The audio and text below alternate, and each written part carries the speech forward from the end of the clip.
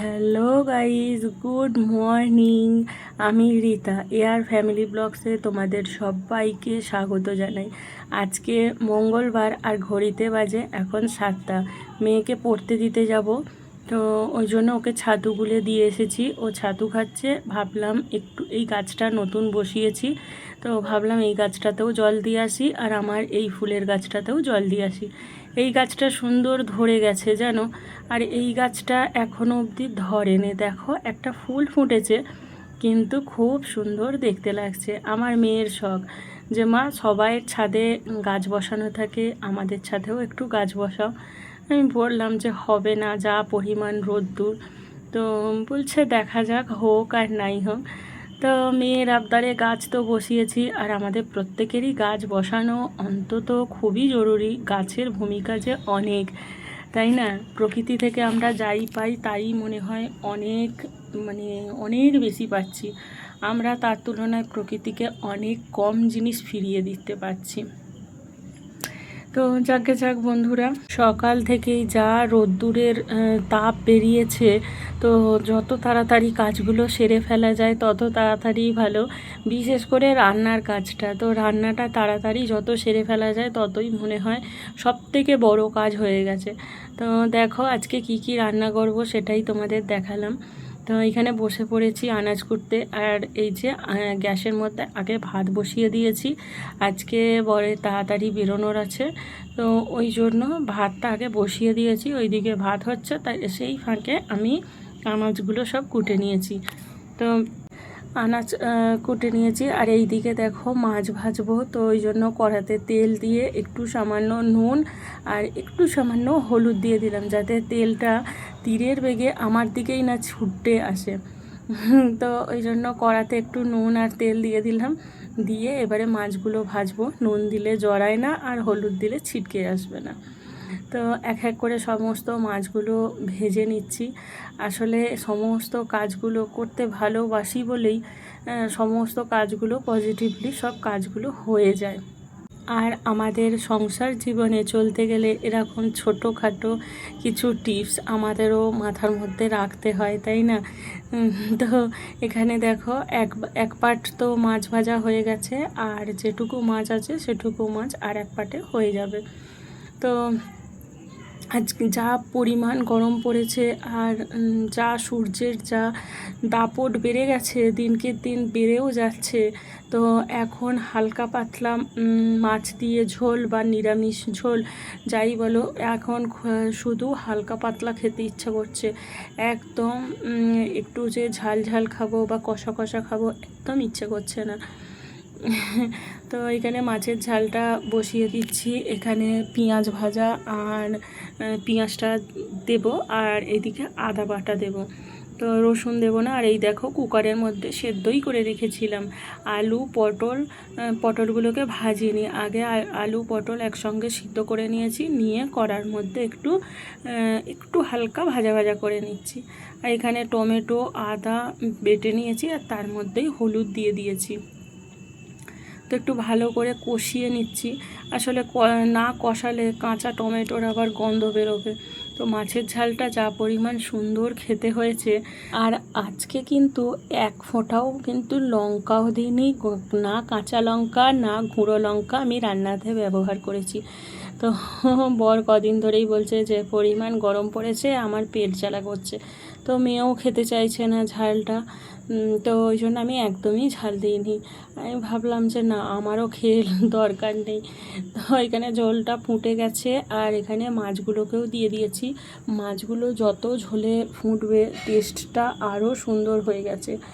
আর আরেকটা আমার কি ভুল হয়েছে জানো, এখানে মাছের মধ্যে আমার বর সেই দিনকে বললো যে মাছে নুন মাখিয়ে রাখো, তাহলে মাছগুলো ফ্রেশ থাকবে। আমি সেই মতো ফ্রিজে ঢোকানোর আগে রবিবার দিনকে মাছ এনেছিলাম, তো মাছে নুন মাখিয়ে রেখেছিলাম। তো রবিবার দিনকে যে মাছটা খাওয়া হয়েছে অতটা বুঝতে পারিনি, কিন্তু আজকে যে মাছটা খাচ্ছি একেবারে বিশ্রী, মানে কোনো টেস্ট নেই। এটা যে কাতলা মাছ, মানে একটুও সেই কাতলা মাছের সেই টেস্টটা আসেনি। নুন যদি না মাখিয়ে রাখতাম না, মনে হচ্ছে মাছের পুরো প্রপার টেস্টটা পেতাম। তো যাকে যাক দেখো ঝোল তো নেবে গেল, আর এখানে আমি শাক ভাজা বসাবো। শাকের মধ্যেও দেখো পেঁয়াজ আর রসুন থেতো দিয়েছি, কিন্তু এতেও কিন্তু কোনো কাঁচা লঙ্কা শুকনো লঙ্কা কিচ্ছু ব্যবহার করিনি। তো শাকটাও খুব সুন্দর খেতে লাগছে। আমাদের মানে প্রতিদিন যে শাক হয় তাও হয়ে ওঠে না, ওই বাজারে যাব তারপর শাক নিয়ে আসবো, রান্না করব। বেলায় একটু বেলা করে রান্না বসালে বা 9টার সময় যদি রান্না বসাই তাহলেও নয় হয়। তো এটা একেবারে সকাল 7:30 8টার সময় রান্না বসবে বাজারে গিয়ে হয় না গো, আমার একদম হয়ে ওঠে না। তো যাকে যাক তোমাদের সঙ্গে কথা বলতে বলতে আমার কিন্তু এখানে শাকটাও ভাজা বসিয়ে দিয়েছি। আর দেখো কতটা কমে গেল, শাকটা ছিল কতটা আর হয়ে গেল ওইটুখানি। শাকটা একটু ভাজা ভাজা করে নিচ্ছি। আর শাকটা তো মানে টেস্ট করা যায় না, রান্না করতে করতে যেমন তরকারির টেস্ট হয়। তো জানি না নুন ঝাল ঠিকঠাক মতো হয়েছে কি না। বরকে জিজ্ঞেস করলাম, সে তো বললো সব ঠিকঠাকই হয়েছে। ঘেমে নিয়ে স্নান হয়ে গেছি। আর এই যে রান্নাবান্না করার পর বরের অফিসের ভাত বেড়ে নিয়েছি, আর টিফিন যে নিয়ে যাবে সেটাও বাড়া হয়ে গেছে। তো চলো ওকে খেতে দিয়ে দিই, আর একেবারে অফিস বেরিয়ে যাওয়ার পর তারপর আসছি। হ্যাঁ, তার মধ্যেখানে একটু চা খেতে হবে অতি অবশ্যই, চাটা না খেলে একদম হবে না। তো খুব জোর খিদে পেয়েছে, চা দিয়ে 2টো বিস্কুট দিয়ে খাই, তারপর বাদবাকি কাজকর্ম সব কিছু হবে। চলো সঙ্গে থাকো।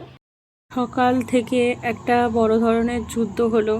তো এরপর একটু যদি না খাবারটা খাই, আর এখন ঘড়িতে বাজে 10:30।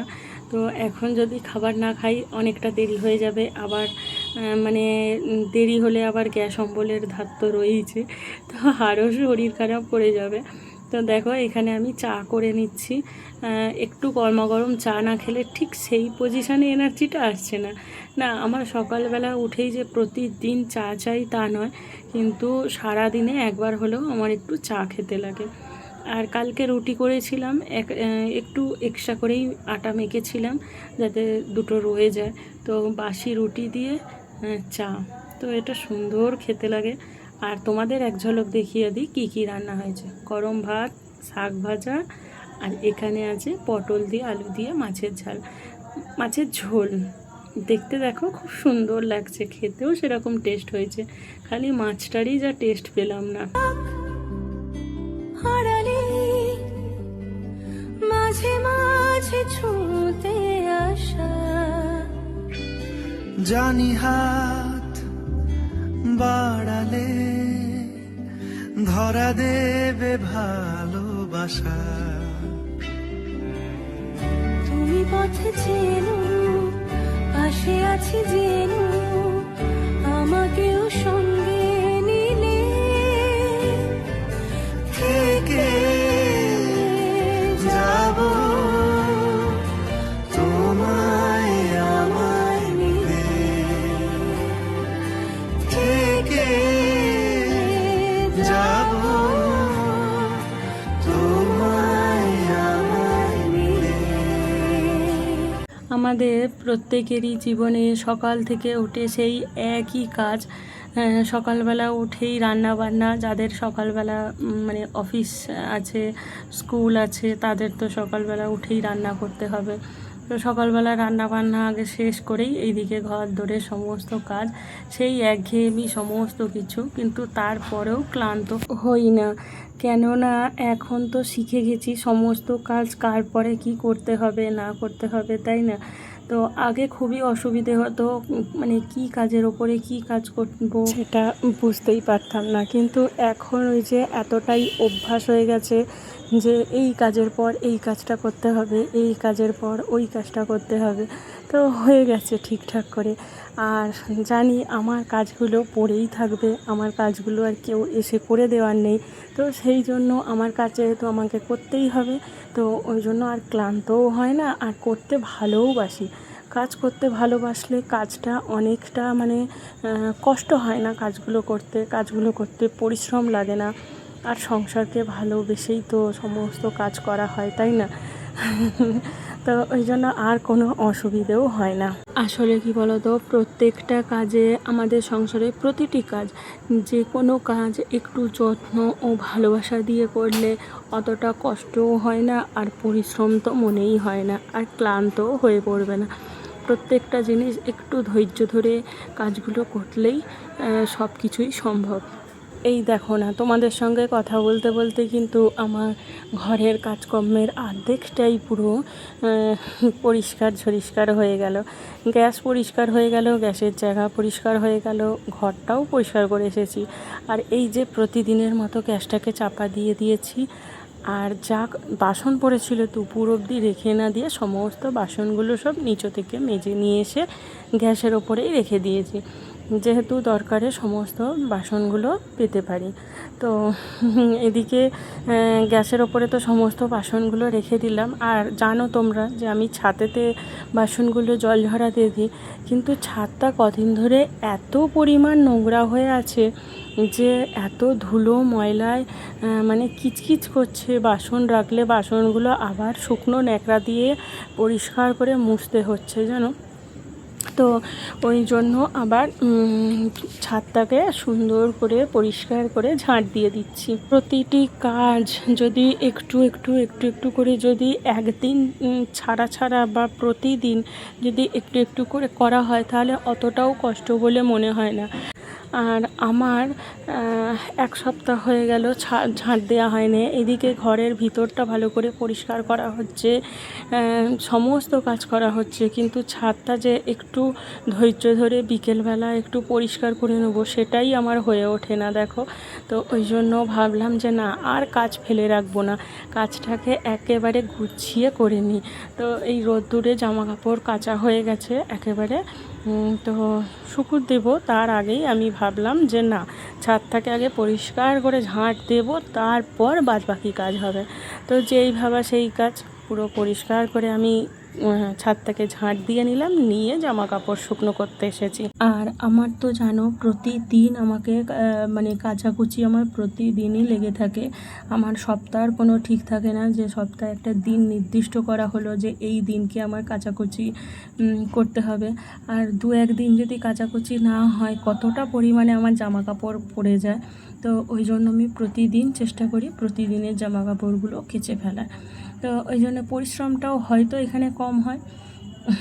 তো যাকে যাক, এখানে জামা কাপড়গুলো চলো শুকনো করতে দিয়ে দিই। আর যা পরিমাণ রোদ্দুর উঠেছে, একেবারে পুরো মাথা পুরো ফেটে যাওয়ার মতো হয়ে গেছে, এত প্রচণ্ড গরম লাগছে। তো ছাদে তো পা রাখা যাচ্ছে না, ছাদে একটা জুতোর চপ্পল রেখে দিয়েছি, সেই চপ্পল পরে সমস্ত কাজবাজ সব করতে হচ্ছে। তো চলো জামা কাপড়গুলো তো শুকনো করতে দিয়ে দিই, দিয়ে তারপর একেবারে স্নান সেরে একেবারে দেখা হচ্ছে। তোমায় আমায় মিলে থেকে যাব, তোমায় আমায় মিলে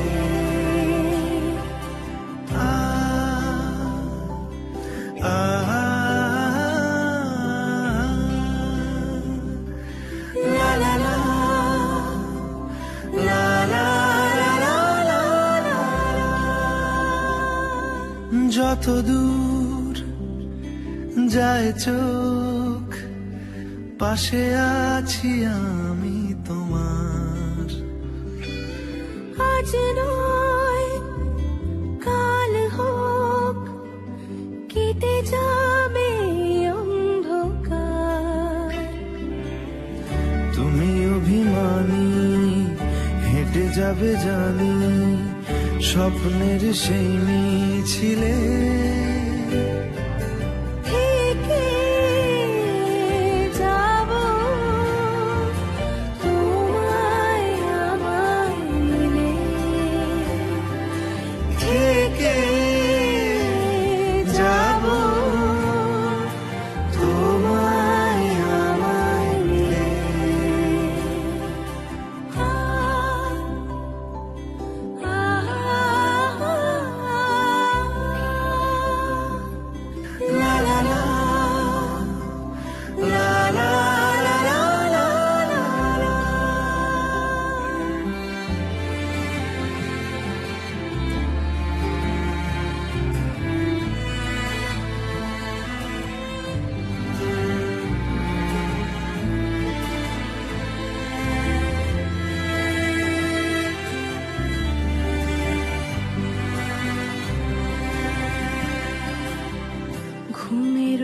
আসে যে সামনে কি আসবে না সে স্বপ্নের সে মানুষ সত্যি কি থাকবে পাশে ঘুমে রোজ আসে যে সামনে কি আসবে না সে স্বপ্নের সে মানুষ সত্যি কি থাকবে পাশে যদি পাশে থাকো হাতে হাতে রাখো সব পাবো ভরসা দিলে সেই যা দুপুরবেলা জামা কাপড় শুকনো করতে গিয়ে তোমাদের সঙ্গে দেখা হয়েছিল, আবার দেখা হলো জামা কাপড় তুলতে এসে। বিকেলবেলা হয়ে গেছে, তো জামা কাপড়গুলোকে সব তুলে নিয়ে একেবারে সেই হাতেই জামা কাপড়গুলোকে সব গুছিয়ে ফেললাম। তো তোমাদের সকলকে জানাই গুড ইভিনিং বন্ধুরা, শুভ সন্ধ্যা। আর আজকে জানো তো রাত্রিরে খেতে মানে রুটি খেতে ইচ্ছে যাচ্ছে না, ইচ্ছে যাচ্ছে একটু বেশ দোকানের মতো চাউমিন খেতে। তো যেই ভাবা সেই কাজ, তো বরকে বললাম যে অফিস থেকে ফেরার পথে একটা চাউমিনের প্যাকেট আনো। তো বর তো বলছিল যে কিনে আনবো, আমি বললাম না কিনে আনবে না, আমি নিজের হাতে রান্না করব। তো নিজের হাতে রান্না করার স্বাদ গন্ধ সব কিছুই আলাদা, তাই না? দেখো কি সুন্দর দোকানের মতো দেখতে হয়েছে। তাই চলো ভিডিওটাও এখানে শেষ করছি, দেখা হবে অন্য একটি ভিডিওতে। টাটা বন্ধুরা, আজকের মতো গুড নাইট।